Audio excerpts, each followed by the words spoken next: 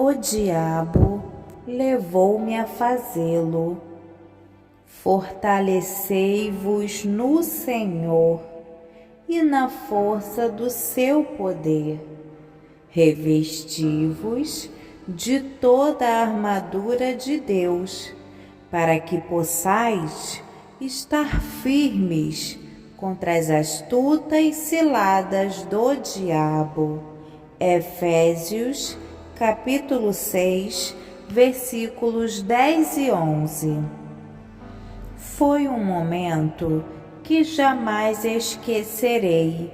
Ainda posso lembrar exatamente de onde me encontrava e o que estava fazendo quando ouvi pela primeira vez o Dr. Clinton Arnold contar a história. Ele debatia com Elliot Miller, editor-chefe do Christian His Journal, sobre o tema O Cristão e a Influência Demoníaca. Terminando as apresentações de abertura, Arnold contou a história de Edmund Fabian, tradutor da Bíblia Wycliffe, que fora brutalmente assassinado em Papua Nova Guiné. Prolongando-se, Arnold expôs sua convicção de que há um grande perigo, e às vezes perigo de morte, em achar que um cristão não pode ser possuído por um demônio. Ele prosseguiu, observando que o assassinato de Edmund Fabian instigou Wycliffe a repensar seu ponto de vista sobre a relação entre crentes e possessão. Segundo Arnold, Edmund Fabian cometeu o engano fatal de supor que Rim, seu consultor cristão de tradução, não pudesse ser possuído por um demônio. Embora Rim declarasse que uma voz poderosa em sua mente insistia em dizer-lhe para pegar um machado e golpear a cabeça de Edmund, este recomendou-lhe: deixe de se preocupar, achando que possa ser um espírito maligno. Demônios não podem possuir cristãos. Pouco depois, Rim acabou rendendo-se ao comando do demônio, apanhou uma machadinha e brutalmente assassinou Edmund Fabian. Embora eu houvesse, ao longo dos anos, ouvido ou lido centenas de histórias sobre os chamados cristãos endemoninhados, a história da morte de Edmund Fabian prendeu-me como nenhuma outra. Talvez porque Arnold seja o líder cristão mais digno de confiança sobre a questão de que os crentes podem cair sob possessão demoníaca. Ou foi, talvez, a importância das palavras. Há um grande perigo e, às vezes, perigo de morte. Se já houve um exemplo de ideias tendo consequências, este foi um. Edmund praticamente assinou seu próprio atestado de óbito por teimosamente recusar acreditar que cristãos possam ser possuídos por demônios. Pior ainda, a imagem ensanguentada da morte de Edmund forçou-me a considerar a possibilidade de que eu posso ser culpado por acalmar os cristãos com um falso senso de segurança. Se o assassinato de Edmund levou uma organização mundial como a Wycliffe a repensar sua posição sobre a possessão demoníaca de crentes, talvez eu também devesse reconsiderar as minhas crenças. De volta à Bíblia. A morte de Edmund Fabian levou-me a experimentar um genuíno paradoxo psicológico. Por um lado, eu estava certo de que as Escrituras excluem a possibilidade de cristãos caírem sob possessão demoníaca. Por outro lado, eu não tinha dúvidas de que o relato de Arnold sobre a morte de Edmund nas mãos de um cristão possesso fora cuidadosamente investigado e era digno de crédito. Finalmente, houve aquela tensão emocional que me levou a um exame mais aprofundado das Escrituras, além de rever o relato do episódio. À medida que eu mergulhava na Bíblia, era confortado ao descobrir que o próprio Cristo exclui a possibilidade de um cristão ser possuído por demônios. Usando a ilustração de uma casa, Jesus indaga: como pode alguém entrar em casa do homem valente e furtar os seus bens, se primeiro não manietar o valente, saqueando então a sua casa?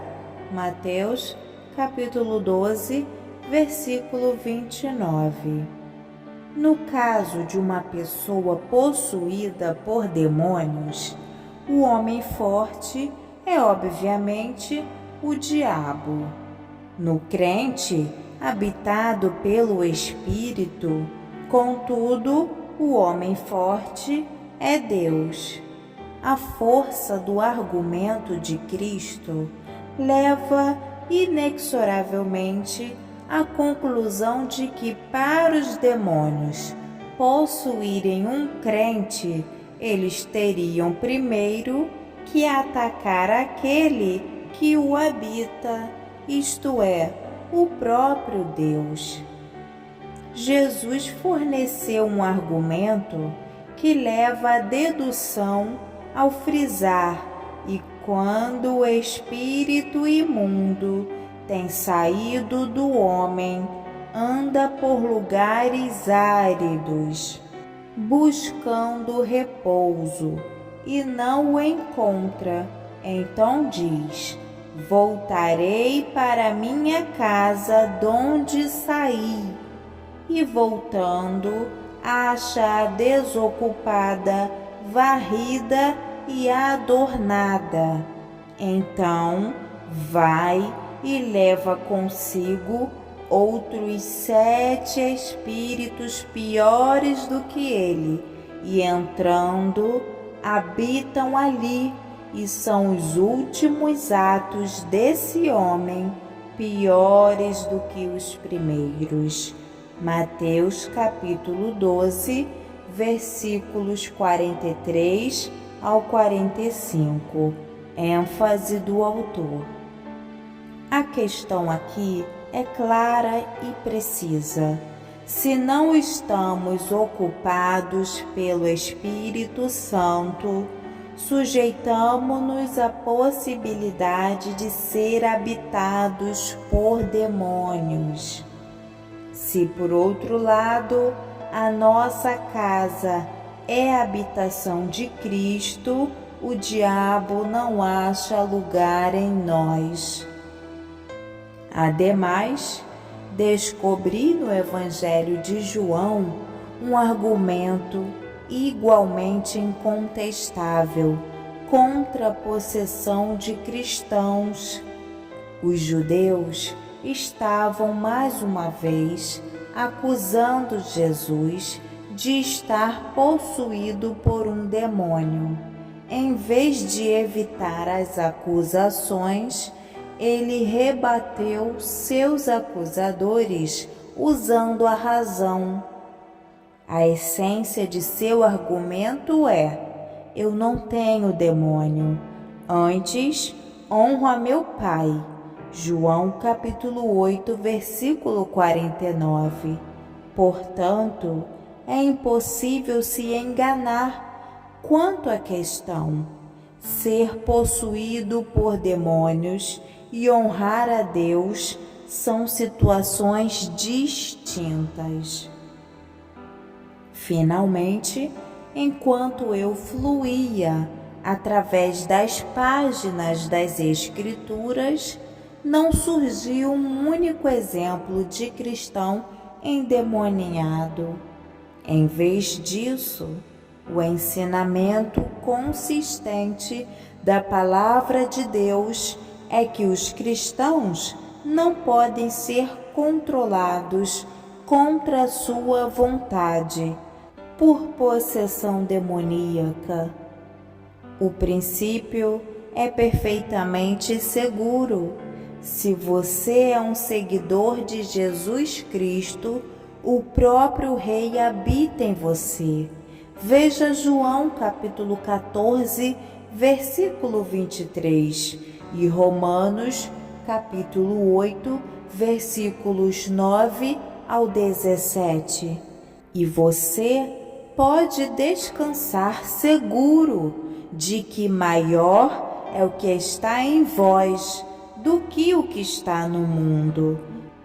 1 João capítulo 4, versículo 4. Pesquisar as Escrituras fez mais que satisfazer-me intelectualmente. Se Cristo afirmou que honrar a Deus e ser possuído por demônios são circunstâncias distintas, e se a Bíblia não contém um único exemplo de um cristão endemoniado, o assunto ficou esclarecido em minha mente. Em meu coração, contudo, eu ainda lutava com o impacto emocional do bárbaro assassinato de Edmund Fabian. Pode o crente ficar endemoniado? Disse que aqueles que persistem em superestimar o poder e o campo de ação de Satanás têm de recorrer ao uso da história da mulher paralítica, relatada em Lucas capítulo 13, como caso claro de um crente que estivera endemoniado. Seu argumento é apresentado tipicamente como se segue: a mulher que Jesus encontrou tinha um espírito de enfermidade havia já 18 anos. Ela estava na sinagoga e foi mencionada como uma filha de Abraão. Consequentemente, ela deve ter sido uma crente endemoniada. Não obstante, isto acha-se longe da verdade. Para começar, esta narrativa de Lucas carece totalmente da feição comum de um caso de exorcismo. Jesus dirigiu-se à mulher em lugar de dirigir-se ao demônio. Satanás não falou através da mulher aleijada. Ela manteve-se silenciosa até que Jesus a curasse. E não apenas Lucas, mas os principais da sinagoga referiram-se ao acontecimento como uma cura e não como um exorcismo. E mesmo que consideremos isto um exorcismo, O fato de Jesus encontrar a mulher na sinagoga não faz dela uma cristã. Cristo encontrava todo tipo de pessoas na sinagoga e que não eram crentes. Na verdade, ele referiu-se aos rabinos que ensinavam a lei na sinagoga como hipócritas, guias cegos, raça de víboras e sepulcros caiados, que por fora realmente parecem formosos, mas interiormente estão cheios de ossos, de mortos e de toda imundícia. Mateus, capítulo 23, versículos 13, 16, 27 e 33.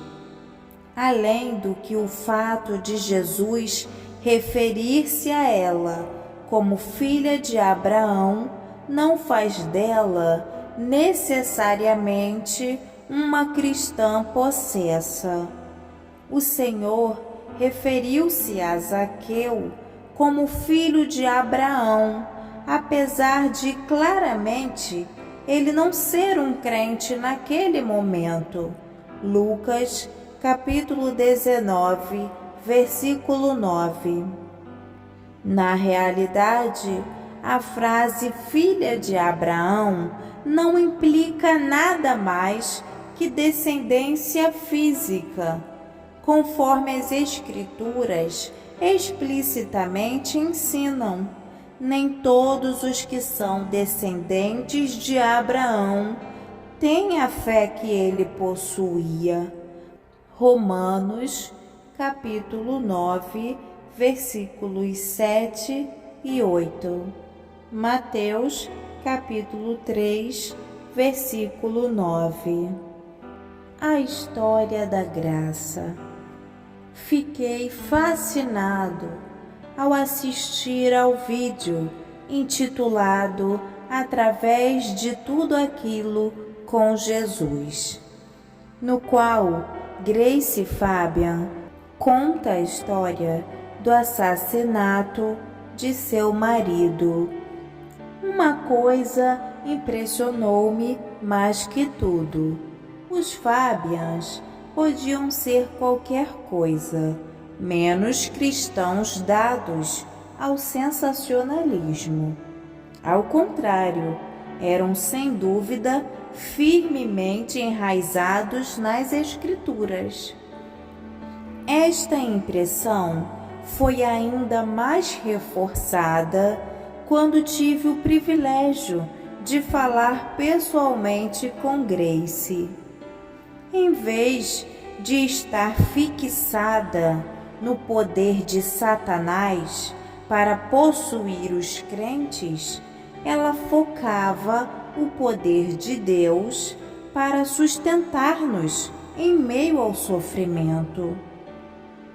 Longe de superestimar o poder e o domínio de nosso adversário, ela reconhecia que Deus é soberano sobre todas as coisas, inclusive as tentações do diabo. Através do sofrimento, Grace veio a conhecer de modo mais pleno que nada pode acontecer-nos sem primeiro passar pelo filtro do amor de Deus. De um modo humilde, porém sentencioso, Grace enfatiza que Satanás nunca teve o controle, nem mesmo no dia do brutal assassinato de seu marido. Nem por um momento a ideia de que um cristão possesso pudesse lhes fazer algum mal lhe ocorrera. A mera noção era estranha para Grace. Sua resposta ao relato de Arnold sobre a morte do marido fora enfática.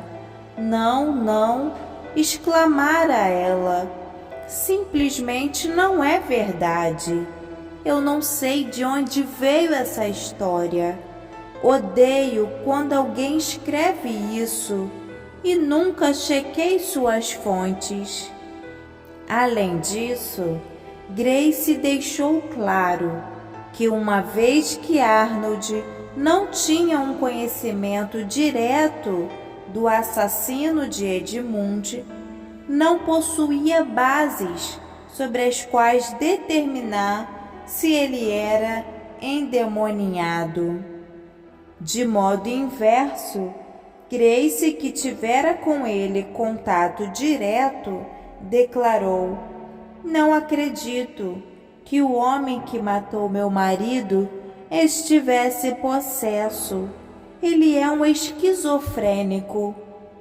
De fato, afirmou Grace, quando ele foi transferido da cadeia para uma clínica psiquiátrica, tornou-se calmo, normal e capaz de ter pensamentos sobre o Salvador. Ela fez uma pausa por um momento e acrescentou: eu sei que quando ele estava sob vigilância psiquiátrica, nós líamos para ele as Escrituras e ele parecia estar experimentando a graça de Deus, ao menos naquele momento, se não antes. Finalmente, de modo inflexível, Grace negou a ideia de que o assassinato de Edmund levara Wycliffe a repensar seu ponto de vista sobre a relação entre crentes e a possessão. Em suas palavras, a nossa organização não mudou qualquer orientação que eu saiba, relacionando a morte de meu marido aos demônios. Nem mesmo temos uma política sobre demonização. O presidente da Wycliffe nos Estados Unidos, Roy Patterson, confirmou que Grace está certa, como ele mesmo assumiu. A nossa organização não empreendeu qualquer forma de revisão sobre a ligação entre crentes e possessão demoníaca. Se este fosse o caso, Grace teria certamente sido informada a respeito. Usar a história de Grace de um modo com que ela não esteja familiarizada é errado. Superestimando nosso adversário. Ao longo dos anos, tenho lido uma grande variedade de histórias sustentando a ideia de que os cristãos podem ser possuídos por demônios. No final, todas elas têm algo em comum: superestimam grandemente o poder e o domínio de Satanás. Alguns ministros da libertação fazem uma tentativa mais valente que outros, a fim de prover bases bíblicas para a argumentação de que Satanás pode possuir crentes. Inevitavelmente, contudo, suas experiências e histórias obscurecem sua exegese das Escrituras. Em The Bondage Breaker, o Dr. Neil Anderson usa em excesso 75 histórias, algumas chocantes, para demonstrar que 85% dos crentes são apanhados em algum nível de escravidão satânica.